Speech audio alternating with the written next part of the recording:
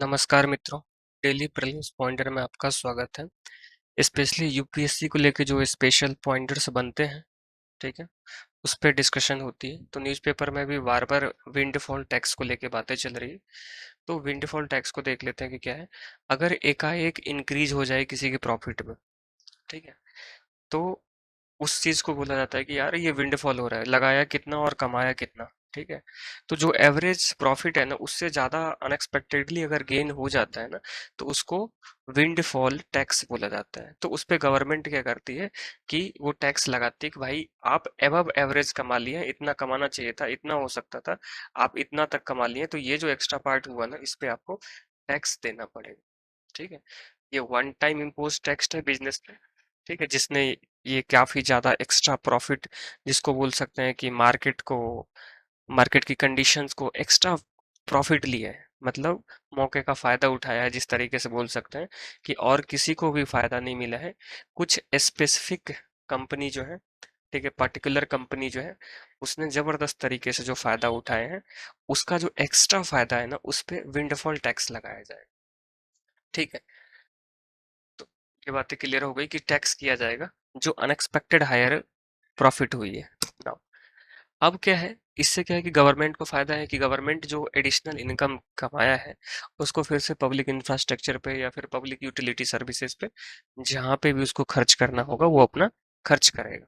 ठीक है, तो अब देखो विंडफॉल टैक्स बहुत ज्यादा रहेगी तो इनइक्वालिटीज भी रहेगी भाई। क्योंकि अगर कोई इंडस्ट्रीज, स्पेसिफिक इंडस्ट्री ज्यादा पैसा कमा ले रहा है मौके का फायदा उठा के, तो इनइक्वालिटीज जो है बहुत ज्यादा बढ़ती रहेगी। तो वो इनइक्वालिटीज भी अगर डाउन हो जाएगी, अगर जो एक्स्ट्रा पैसा कमाया उसको वापस back to the social services sector में अगर इनपुट दे दिया जाए उसको, तो इनइक्वालिटी जो है ना, मोर और लेस वो घट जाएगा। आई थिंक ये पॉइंट जो है ना क्लियर हो गया होगा कि जो सोशल वेलफेयर जो एक्टिविटीज है ना, ठीक है, तो उसको उसमें डाल के, और जो इंफ्रास्ट्रक्चर इन्हांसमेंट है, या फिर मेडिकल फैसिलिटी देना हुआ, या फिर जो भी अन्य स्कीम्स जो बोल सकते हैं बीपीएल फैमिलीज के लिए लाया जाए, ठीक है, जिसके लिए भी लाया जाए, ठीक है, उन सब लोगों का ये जो है ना एक इनइक्वालिटीज रिडक्शन में काफी ज्यादा हेल्प करता है।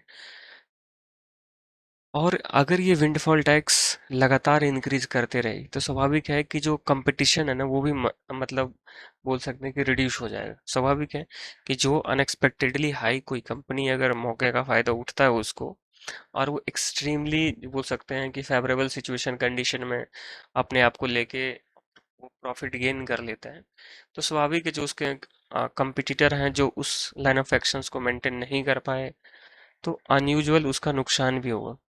ठीक है, क्योंकि कोई अगर प्रॉफिट में जाएगा तो कहीं ना कहीं नुकसान भी जनरेट साथ साइमल्टेनियसली होगा ही होगा।